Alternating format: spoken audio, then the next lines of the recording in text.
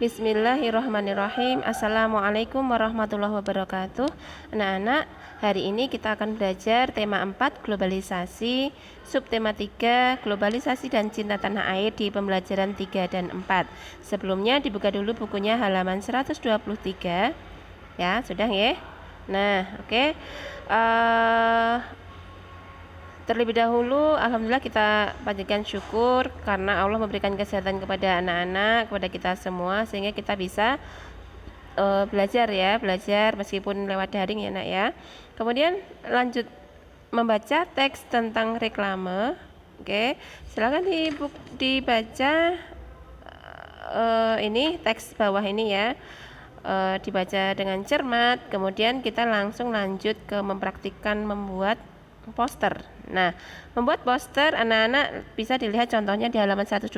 Sebelah kiri ya ada iklan pasta gigi, kemudian sebelah kanan ada iklan shampoo. Nah, anak-anak sudah pernah membuat baik di kelas 4, 5 ataupun 6 sudah membuat poster. Kemudian bisa dilihat poster-poster di bawah ini ya, poster-poster tersebut. Kemudian setelah itu dituliskan hal apa saja yang diperlukan dalam membuat poster pada kotak di bawah ini. Silahkan dituliskan, ini untuk latihan kalian ya, dituliskan di kotak tersebut. Oke, kemudian kita lanjut lagi untuk membuat poster. Nah, tujuan pembuatan poster sebenarnya adalah untuk menyampaikan informasi tentang suatu produk atau jasa. Sekarang kalian bisa latihan ya membuat satu poster sederhana, ajakan untuk mengikuti kegiatan ekstrakurikuler di sekolah, untuk latihan saja.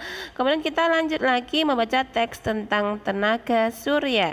Oke, mungkin anak-anak pernah ketika di perjalanan ya, saat berangkat atau pulang sekolah atau mau pergi kemana dengan orang tua, pernah melihat papan di atas lampu merah. Nah, papan ini fungsinya untuk apa? Nah, ini ada ya penjelasannya di sini ya. Ahmad yang bertanya kepada ibunya ketika pulang bersepeda melewati lampu merah.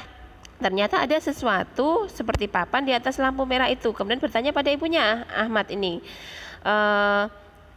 sebenarnya apa itu, benda apa yang berbentuk papan seperti papan di atas lampu lalu lintas? Nah, kemudian ibunya menjawab itu adalah panel surya. Nah, panel surya itu apa, Bu? Nah, panel surya adalah alat untuk mengubah energi dari sinar matahari menjadi energi listrik. Nah, seperti itu. Jadi tidak perlu pasokan listrik dari PLN. Nah, panel surya ini digunakan supaya bisa menghemat energi.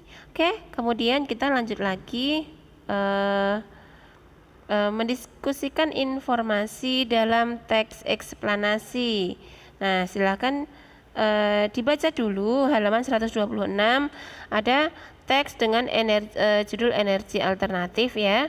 Dibaca dengan cermat, kemudian kalian tuliskan informasi apa yang kalian dapatkan dari teks tersebut. Ini terdiri dari 3 paragraf ya. Oke, kita lanjut lagi. Percobaan membuat kompor sederhana tenaga surya. Ini bisa kalian lihat di buku halaman 127 ya. Halaman 127. Nih. Oke, kemudian nanti dipelajari sendiri. Kita lanjut lagi ke pembelajaran 4, dampak positif globalisasi di Indonesia. Baik, kemarin Ustazah sudah menerangkan adanya dampak negatif maupun dampak positif dari adanya globalisasi. Di sini di halaman 129 ada teks ya.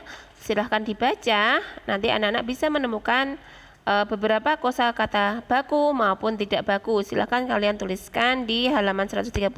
Yang kosakata saja ya nak ya, untuk yang kalimat efektifnya tidak usah dicari ya. Kosakata baku dan tidak baku. Baik, oke, kita lanjut. Dampak positif globalisasi di Indonesia. Yang pertama, industri pariwisata dan turisme akan semakin berkembang karena semakin banyak informasi tentang objek pariwisata kita yang diakses oleh orang-orang di luar negeri melalui internet. Kemudian yang kedua, teknologi yang semakin maju membuat kehidupan masyarakat semakin mudah dan cepat. Contohnya, misalkan anak-anak dari Solo mau pergi ke Jakarta, ketika naik bis lewat tol kita butuh waktu sekitar 6-7 jam. Tapi ketika anak-anak naik pesawat itu cukup membutuhkan waktu sekitar 1 jam saja. Baik.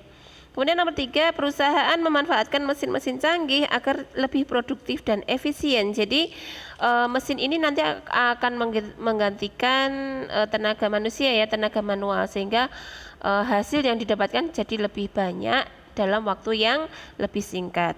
Oke. Pasar produk dalam negeri meluas ke seluruh penjuru dunia. Jadi produk-produk dari Indonesia itu bisa yang tadinya itu hanya dipasarkan lokal saja di provinsi, di satu provinsi, di satu area, di satu negara, itu bisa dijual sampai ke luar negeri. Yang kelima, masyarakat menjadi semakin maju dan semakin pintar karena arus informasi dan pengetahuan. Jadi semakin pandailah semua orang di Indonesia. Yang keenam, globalisasi menyebabkan kemajuan di bidang teknologi, informasi, komunikasi, dan transportasi. Baik, oke. Kemudian di situ anak-anak bisa mencari ada kosakata baku dan kosakata tidak baku. Oke, kemudian kita lanjut lagi membaca teks Sikap Cinta Tanah Air. Nah, di halaman 131.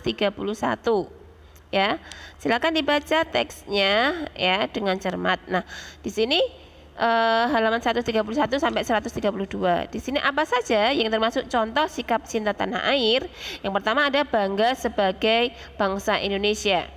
Yang kedua, menjaga nama baik tanah air Indonesia. Dijaga nama baik Indonesia baik di dalam maupun di luar negeri. Kemudian yang ketiga, menggunakan hak pilih dalam pemilu. Pemilu adalah salah satu wujud demokrasi di Indonesia. Karena itu kita sebagai warga negara Indonesia juga harus ikut berperan serta. Yang keempat, menjunjung tinggi hukum dan pemerintahan.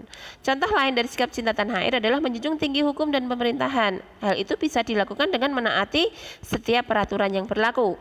Yang kelima, berpartisipasi dalam pembangunan nasional. Contohnya kita sebagai pelajar yaitu berpartisipasi aktif dalam pembangunan dengan cara tekun belajar ya, agar kelak bisa menggapai cita-cita yang akan bermanfaat bagi banyak orang. Yang keenam, menuntut ilmu dengan sungguh-sungguh. Kita berpartisipasi mencintai tanah air yaitu dengan terus menuntut ilmu dengan tekun. Kita tidak boleh berhenti menuntut ilmu ya. Kemudian yang ketujuh, melestarikan kebudayaan Indonesia. Indonesia adalah bangsa yang kaya akan budaya, maka kita harus ikut melestarikan supaya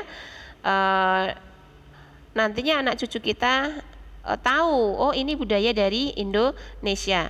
Yang kedelapan, menjaga kelestarian lingkungan. Yang kesembilan, menciptakan kerukunan antar umat beragama, jadi saling bertoleransi. Yang 10, hidup rukun dan gotong royong. Oke, kemudian ini saja yang bisa Ustazah sampaikan ya, pembelajaran 3 dan 4. Nanti insya Allah besok kita sambung lagi. Demikian, kalau ada salah-salah kata dari Ustazah mohon maaf. Wassalamualaikum warahmatullahi wabarakatuh.